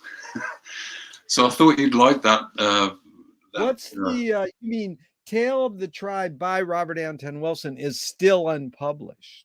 Well, we don't know if it. I don't think it ever existed necessarily. I think he had ideas for the book, but it oh, right. But is it online? That description with all those names? Does any? No, he did a class. He did a course called The Tale of the Tribe at the Maybe Logic Academy. But yeah, it's almost, and I like to think he kind of left it open. I like to think that it was the melancholy of everything finished. So he left it this open-ended question, which would kind of fit that rascal guru teacher trickster character. There's a major quote, I think. I have it in my movie, is the role of the artist is to never finish his art or something. I think it's Paul Valery says something like the artist never finishes their work, they abandon it. Right. You know, in that's let's do a Zoom salon on Tale of the Tribe someday. We can bring in Peter and a couple other people. Oh, we love that. Yeah, because that's heavy. Especially, I like the fact that you go, I think it's 12 or 13. Yeah, it's the Claude Shannon Norbert Wiener that's like, they're one. I think he's more interested in Shannon. But I know you're numerologically inclined too, because you guys must know that the day Robert Anton Wilson died, Jim Carrey's film 23 came out. Did you know that? Oh no, I didn't know. Yeah, the day the movie was released, boom. Wow, the 11th of January, wasn't it? Was the 11th? Yep. So, yep. I know Alice Coltrane, I think, passed away the next day. Oh, really? Wow. I think so. Yeah, there was Alice Coltrane. I mean, I think, Alice Bob, then Alice Coltrane, then Jean Baudrillard passed also. Oh, wow. What's the year? January 11th, what? That's 2007, I believe. Yeah. Okay, like again, Steve, we can go on and go. Let's finish this up because we can do future meetings. It would be great. And so if you were walking down the street today and you met yourself as a 12-year-old, what would you say to your 12-year-old self? Wow. Start writing, DJing and drumming. Right. Stop swimming. There's nothing in it. There's nothing in it but chlorine and weird shaped feet. I love the idea. I loved it when what's his name smoked the bong. Phelps. He won his 8 gold Olympic medals, and then he was seen smoking a bong in a hotel room. So I was like, that's everything I wanted to do. So it's done. I can't add anything to that. That's good. How do you find peace of mind? Well, I've already said the breathing aspect. Yeah, peace of mind. I mean, sometimes I distract myself also. Sometimes through other people's epiphanies and troubles, Those are really good, breathing and distraction. But where you seem to have some sense of knowing conscious breathing. Did you ever study, some sort of meditation or yoga or anything that turned you on to conscious breathing? Or, sometimes pot smokers, that's how they got conscious breathing through. But I'm curious how you attained it. Well, interestingly, I had asthma as a child again when I was like 6 or 7, and when my mother took me to the doctor recommended swimming. So I started swimming, and I became a competitive swimmer, and I was a county champion, district champion, national champion at age like 12, 13. So obviously that's, I developed a certain aqua lung. And then, through, I've done some meditation and yoga, but nothing like, what did I say, the yogis of today, but nothing that's exceptional. And then, of course, the beatboxing, has brought it all back, because it's a fantastic exercise for the lungs. And again, in these COVID times, I presume that's a good exercise to strengthen the muscles and also help relax the mind. Now, who is it who did the holotropic breath work? I'm interested in that. I've read some of that. I haven't tried it it's the kind of thing you need to do in a group, isn't it? Sorry, like Finnegan's Wake reading. It just blossoms when you're with a group of people, and it's kind of like conversational. Not saying holotropic breath work should be conversational, but I kind of I'm not with my tribe of people who I'd kind of go to the park with and practice such a thing. You touched on a lot there. Was really important. It almost evoked also Deep Listening by Pauline Oliveros, it seems. But the swimmer route is the route where that's how Frank Sinatra claims he became a great singer, because he held his breath and did laps in his pool. Wow. So he learned, Wow. And it's also his connection with our theme of mothers. His whole life was just trying to satisfy his mother. That's all. He says, I'm going to go try to learn how to sing by being a swimmer, and then I do laps, and now I'm going to try to impress my mom. So, Steve, on what occasion do you lie?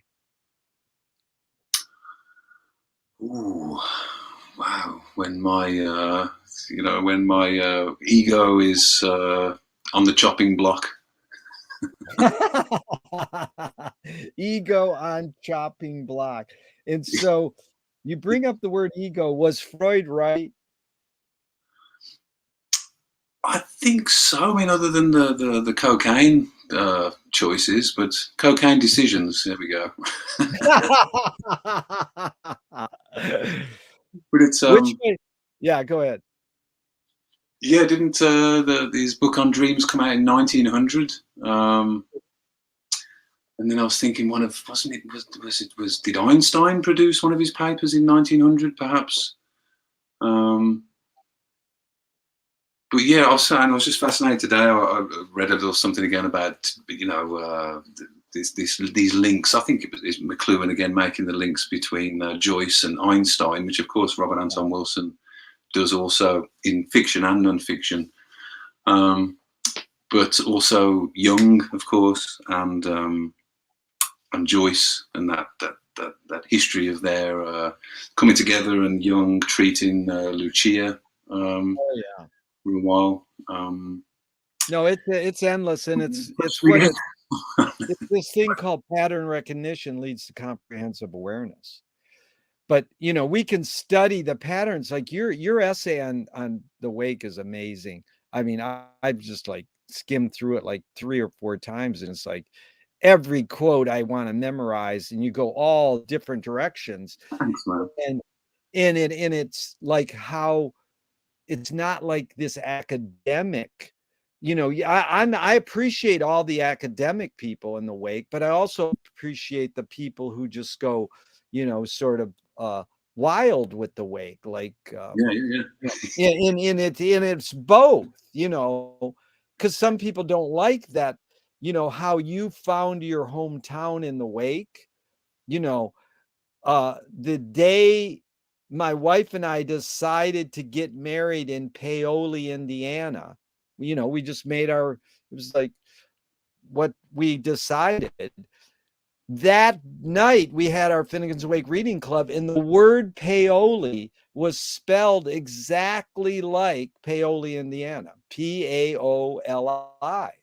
Now it's not connected to Paoli, Indiana, but just to think that we had that in our consciousness that day. But on the same page, there's 3 references to man and woman marrying and husband and wife. So it's like, so, you know, so what? I mean, people go, well, that's just a coincidence. I goes, yeah, but it's like it's up to us to discover it. No one else could have discovered it.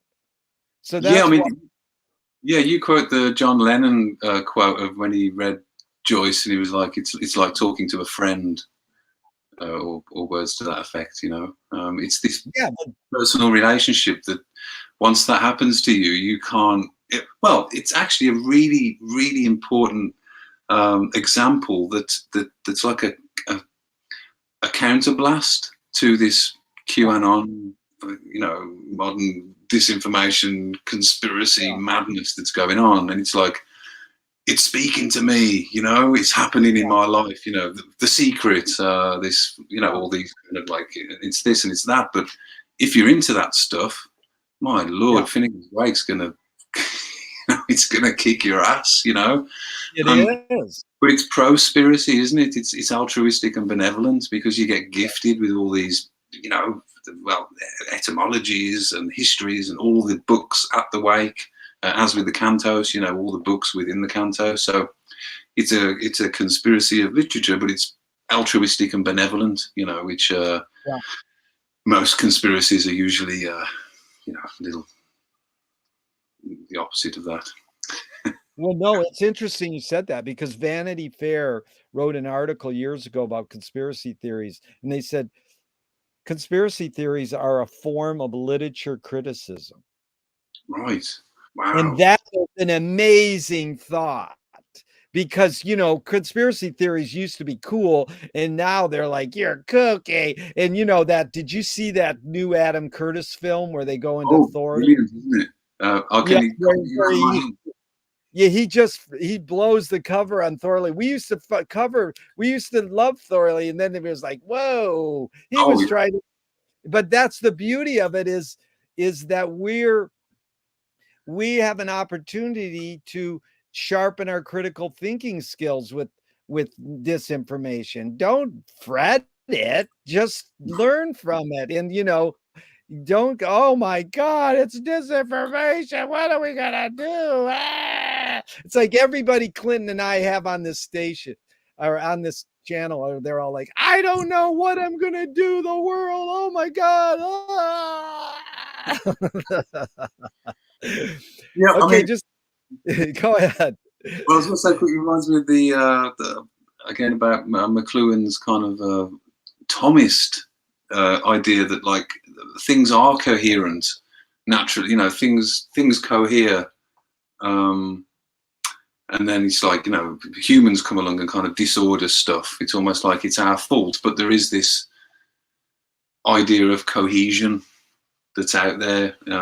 But you know, the opposite of that is, you know, Alan Moore also often says that, you know, or I've heard him say recently, it's kind of rudderless, you know, nobody's in control, no single group, you know, and that's back to Robert Anton Wilson's premise that, you know, there's always at least 24 conspiracies afoot, you know, and usually within about 8 years they've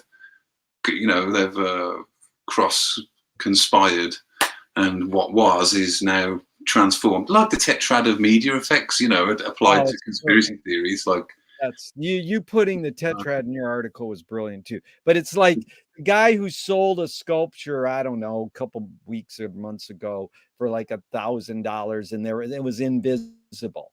And I'm like, that's bullshit. I goes, bullshit. That's taking. No one has changed art since Duchamp. I'm sorry. Everybody says, oh no, Duchamp ruined art forever. Thank God it needed to be ruined. And so what if someone convinces someone else to give them $1,000 for $1 million for an invisible sculpture? All the power to them. Yeah. You know, yeah, No. like, go do it, go do something yourself. So, I want craftsmanship and art skills to be in my art, but if it isn't, thinking something up is good art too. Right. Yeah, and it reflects the art game of value and what is this right associated with a certain aesthetic school. Yeah, because do you think, Steve, you're close there. Do you think Banksy is a woman, a committee of people, or one male? What's your guess on those three choices? One male. Do you think he's one male? Do you know him? I've met the guy, yeah. Have you really? That's cool. So you're certain that Banksy is one male. Oh yeah, but I think he has a team like Santa. He has some right. He has Santa's little helpers. Little helpers, Yeah, did you see his spraycation video recently that he did? You should look that up. He visited some seaside towns in Britain. He calls it spraycation, and he just does his thing. But it's a great little video. You'll enjoy it, I think. I will definitely look it up. I appreciate it. So, Steve, which way should toilet paper come off the roll? Over or under? Under. Oh my God! And why? Because it's going under my bum. A publisher wants to release your autobiography. Off the top of your head, what would the title be?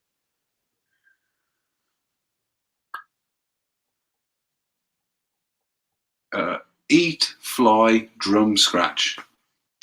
Nice. Steve, they want to scent the glue in the binding. What smell would it be? Cannabis sativa. They want to have a color for the ink other than black in a couple of the chapters. What color? Magenta. If there was a statue built in your honor, where would you want it displayed and what would it be made of? Oh my, that's go. Wow, what would it be made of? It'd have to be. I suppose it'd be made of leaves. It'd be made of cannabis, and it would be in Buckingham Palace in the back garden. Beautiful. Steve, tell me something good you never had and you never want. Something good I've never had and I never want. Yeah. Something good I've never had and never want. Something good I've never had and I never want. God. Oh my God, I've never had that answer. God is good, never had it, never want it.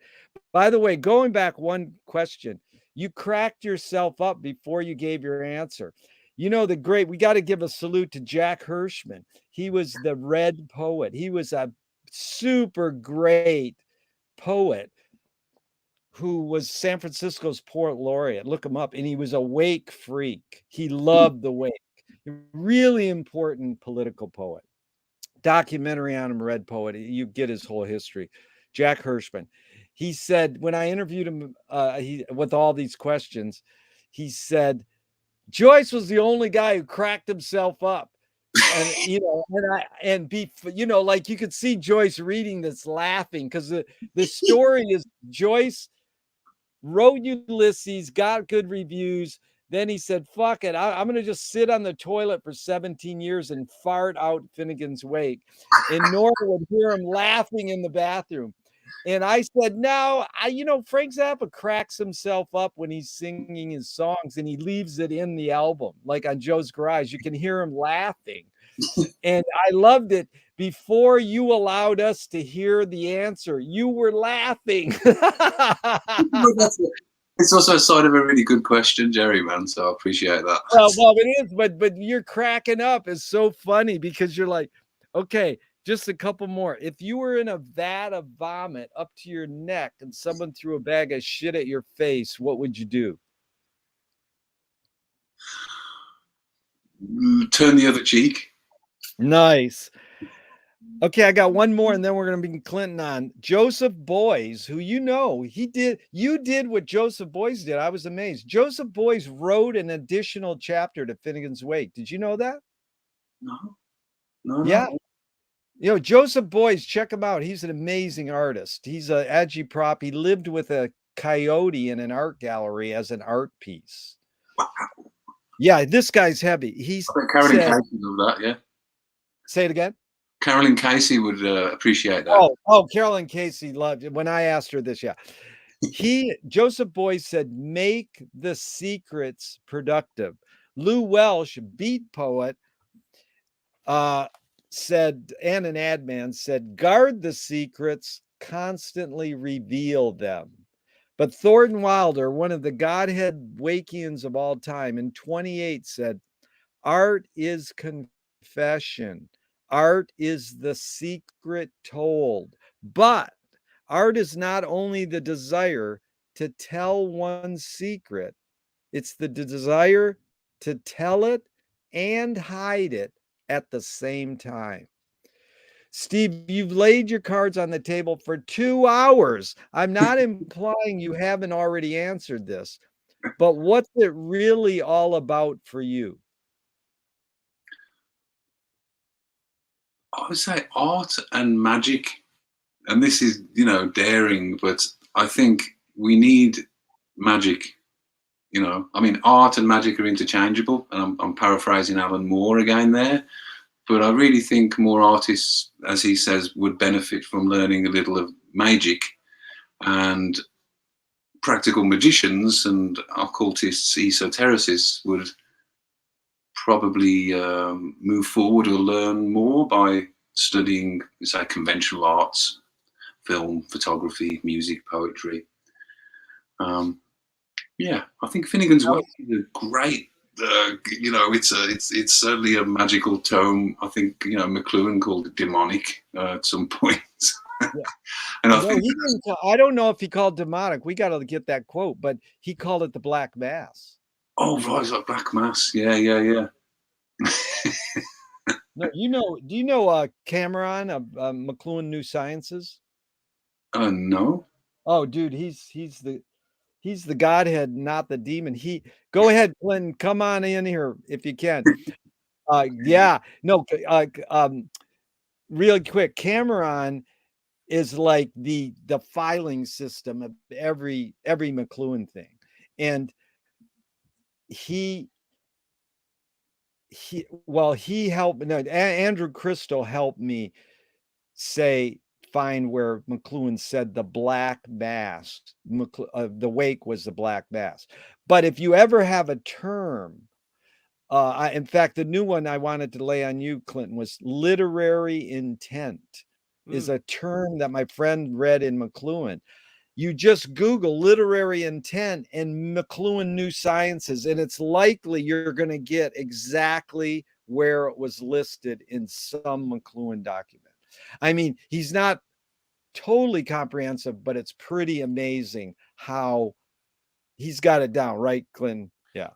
Cameron McEwen's website, McLuhan'sNewSciences.com. It's an invaluable resource because he's an independent scholar and he just puts it all out there. It's great. Okay, you're up, guys. Yeah, that was really stimulating. I really like how the conversation brought in this blend, as you said, of magic and art, the way that you're flipping back and forth and having fun between artistic criticism and it's all sort of focused around modernism, especially when you're through Robert Anton Wilson's, I guess, his whole look at at bringing in, as you said, that sounds like it would have been a very interesting book from Vico through modernism and into cybernetics. I Yeah, was it was. wondering. Go. Oh, sorry, I didn't say, but it was like it was kind of explained as a basically what do they all have in common, and all those characters from Bruno through to Orson Welles, etc., and internet have in common. Yeah. So there was this question he was proposing. So the internet was this whole next thing that he was kind of getting at, or was looking to get at with the Tale of the Tribe, and kind of drag it all, not necessarily past McLuhan, but like pushing it into this new digital age. Or now, was Timothy Leary working on that for a long time as well? I think, right? Exactly. Yeah, exactly. So he kind of picked up the torch, and I don't know who's got it now. I mean, Douglas Rushkoff is somebody who's certainly got the torch, and Eric Davis as another character, I think. But Douglas has really got the McLuhan stuff, kind of performance by example. He hasn't. I didn't hear his name come up in this conversation, and maybe I missed it. But where do you think Philip K. Dick fits into all of this? Wow, yeah. Well, he has that great quote, doesn't he? That he thinks Finnegan's Wake is like a supercomputer from the future or something. Joyce is communicating back, which is fantastic. He says a memory theater.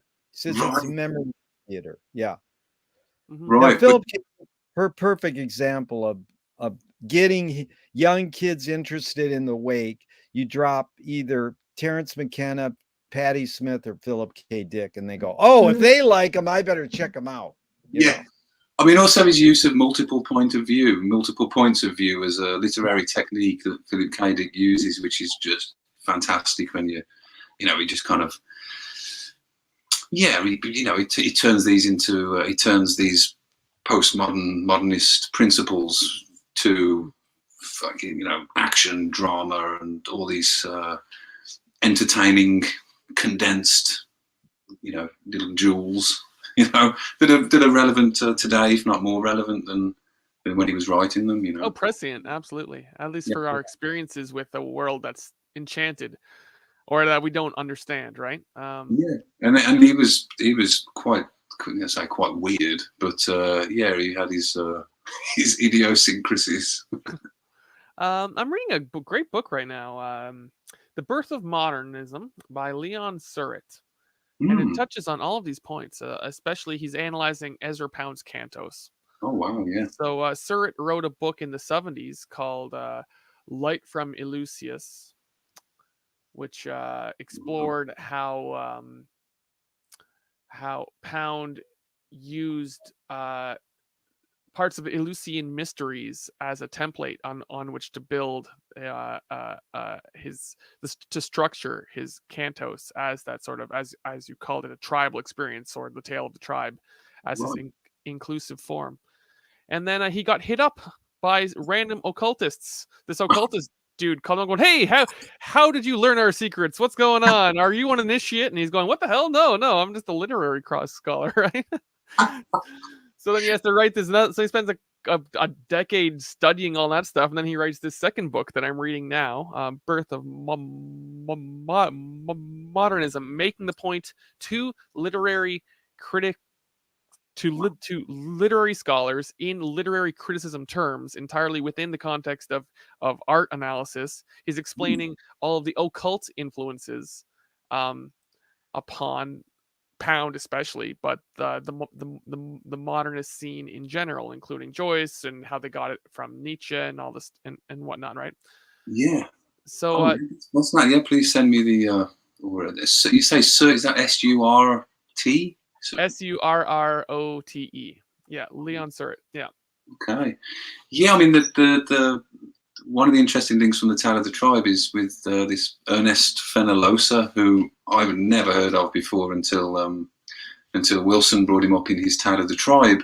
And then you have this lineage of him passing on this Chinese written character as a medium for poetry, which... Yeah, that's where I heard the name. He's the guy who got Pound into Chinese.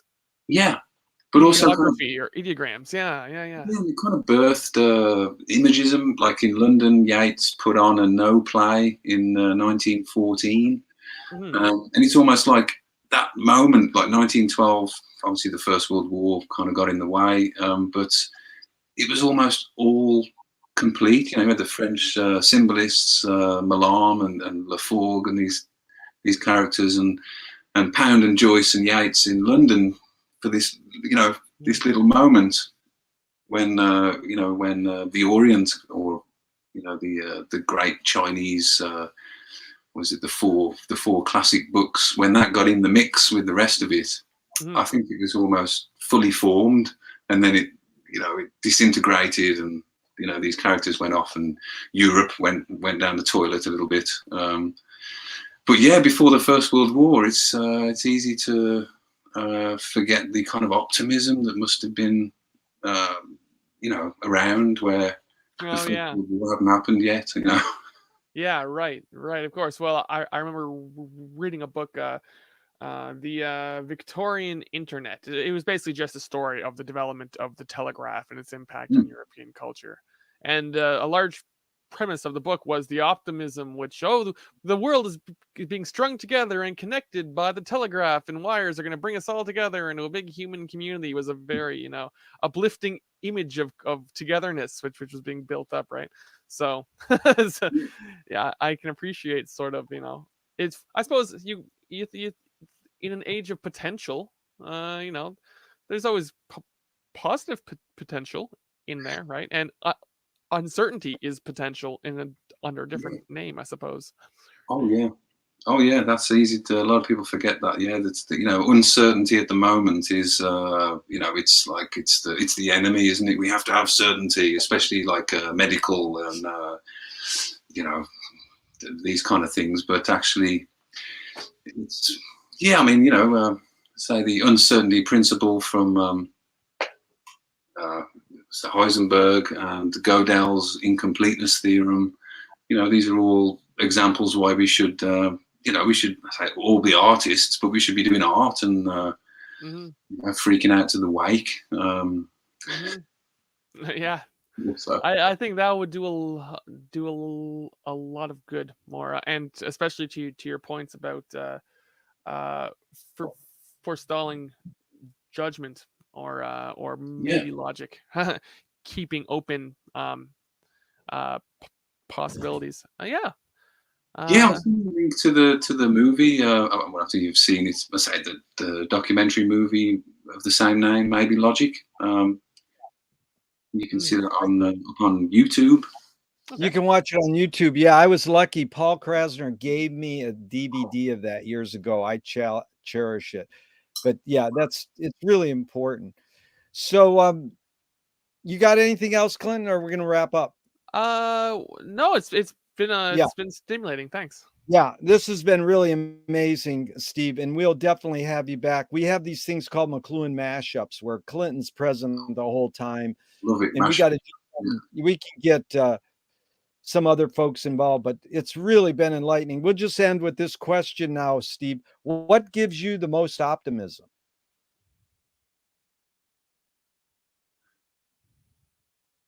Your podcasts. Really? You know, right now for me, this is some of the most optimistic things that I can conceive of. Yeah, you know. Well, hey, we appreciate that. Yeah, and really. Well, so you're on a roll. Let's just finish with the 5 Alan Watts questions, then really get down to the nitty gritty. Just in a couple words, these are 5 Alan Watts questions. Who started it all?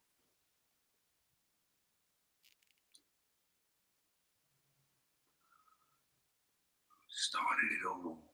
James Joyce. Are we going to make it? Yes. Where do we put it? In the bag. Who's cleaning it up? The dogs. Is it serious? The dog star. Yeah. All right, Steve. What a pleasure. Thank you so much, Clinton. Oh, thank you, so man. much. This has Yeah, been what